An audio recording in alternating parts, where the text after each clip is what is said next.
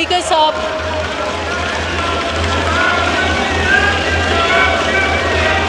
इस वक्त नफीसा, जिस मौजू पर मैं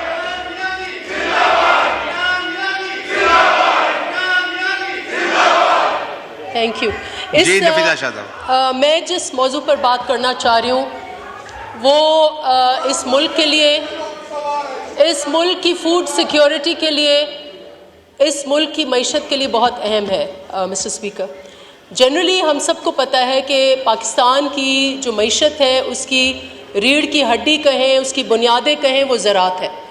और अगर हमें इन कर्ज़ाजात के शिकंजों से भी निकलना है तो उसका आगाज़ भी अगर हम बेहतर ज़राई पॉलिसी दें जो किसानों के साथ चलती हो, जो किसानों की जो उनकी ज़रूरियात है, नीड्स हैं, उन पर चलती हो, तो मैं समझती हूँ कि मुल्क हमारा आगे बढ़ेगा। जनाब स्पीकर, अगर हम सब्सिडीज़ की बात करें तो दुनिया भर में even the most liberal economies, United states हो, यूके हो, वो डायरेक्ट अपने फार्मर को पैसे मुंतकिल करते हैं। There are direct subsidies. हमारा हमसाया मुल्क है इंडिया, अभी मैं पढ़ रही थी कि फार्मर की 20% इनकम जो है वो रियासत सब्सिडी की सूरत में डायरेक्ट उसको मुंतकिल करती है। पाकिस्तान में देयर आर सब्सिडीज़, लेकिन अनफॉर्चुनेटली वो सब्सिडीज़ जिस तरीके से फार्मर को मुंतकिल करती हैं तो वो फार्मर अजाब में ही आता है। 3 टाइप्स ऑफ सब्सिडीज़ हैं पाकिस्तान में। पहली सब्सिडी शुगर की, वो मिल मालिकान को चली जाती है। आपको पता है, we are all farmers in the a lot of us are farmers.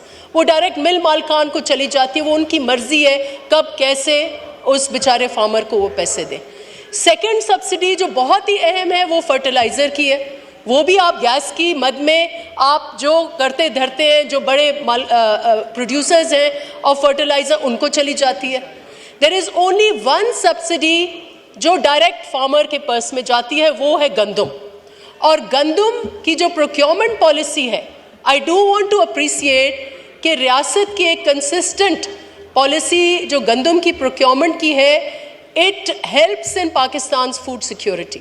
लेकिन हर साल कहीं ना कहीं बदनज़मी का शिकार हो जाती है। और इस साल तो इतनी बदनज़मी है, आप हम सब मेंबर्स से पूछें कि क्या वो अपने अपने हलकों में जा सकते हैं या नहीं। क्योंकि जब हम हलकों में जाते हैं तो एक ही क्राई आती है, हर किसान, वो छोटा हो बड़ा हो, कहता है बारदाना नहीं मिल रहा। अब इस पे जनाब speaker, we have to really deliberate on हमारी जो प्रोक्योरमेंट पॉलिसी है उसके ऊपर। और इस वक्त मेरी क्रिटिसिज्म मैं ज़रूर करूँगी इस वक्त, क्योंकि हम अपने हलके में गए हैं तो 2 चैनल्स हैं प्रोक्योरमेंट के। एक सिंध हुकूमत प्रोक्योर करती है और प्रोविंशियल गवर्नमेंट्स, और एक फेडरल गवर्नमेंट। फेडरल गवर्नमेंट की प्रोक्योरमेंट एजेंसी इज़ पैस्को। और मैं जब अपने खैरपुर की सेंटर की बात करूं, मैं समझती हूँ सिंध में पूछ ले कि एक ही सेंटर है और वो भी खैरपुर में है, और उनकी भी जो प्रोक्योरमेंट की क्वांटिटी है वो इतनी कम कर दी गई है, इतनी कम कर दी गई है कि हर कोई बारदाने की तलाश में है।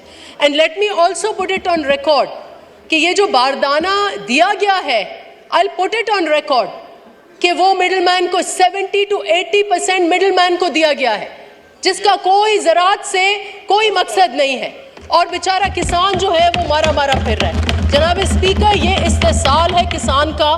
और दूसरा, मुझे लेट मी ऑल्सो से कि हु डिसाइड्स कि कितना इंपोर्ट करना है, कहाँ से करना है, क्यों करना है।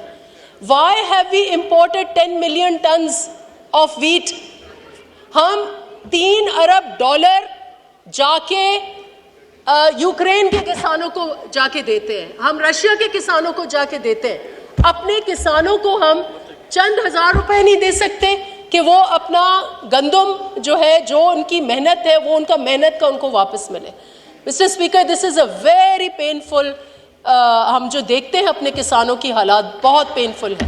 और मैं ये अर्ज करूँगी कि इवन इफ़ अभी मुझे खूब सारी कहानियाँ बताएंगे कि हमारे पास सरप्लस है गंदम, और ये 6 महीने के बाद मैं पूछूंगी कि कितना सरप्लस है, उस वक्त फिर इंपोर्ट की जो है वो कोशिशें की जाएंगी, फिर उस वक्त फिर शॉर्टेज हो जाएगी। तो हमें ये बताया जाए कि why can't government procure more and why can't it take from the farmer? Pakistani nation is hungry, वहाँ फूड सिक्योरिटी के इशू है, फार्मर चीख चीख के कह रहा है गंदम ले लो, आप ये गंदम लेकर गरीबों को मुफ्त भी दे दें लेकिन किसान से लें. So I would really urge on behalf of this whole house, I don't think that a single person here would disagree with me. There must be more procurement, there must be transparent procurement और directly खुदा के वास्ते जितनी subsidies देनी है direct farmer के purse में डालें, उसको कार्ड दें, डायरेक्ट डालें. वी डोंट वांट मिल मालकान को ना दें, ये गैस की मद में ना दें, फर्टिलाइजर को कोई फायदा नहीं आता. Please, let's review our agricultural policy and let's, like our neighboring country, आप अपने फार्मर को सपोर्ट करें.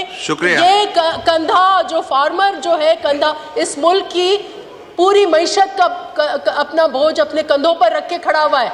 एंड द फार्मर जो है वो मायूस भी है, वो मकरूज भी है और वो इस वक्त बर्बाद भी हो रहा है. Thank you very much. Thank you. Umer Niazi साहब.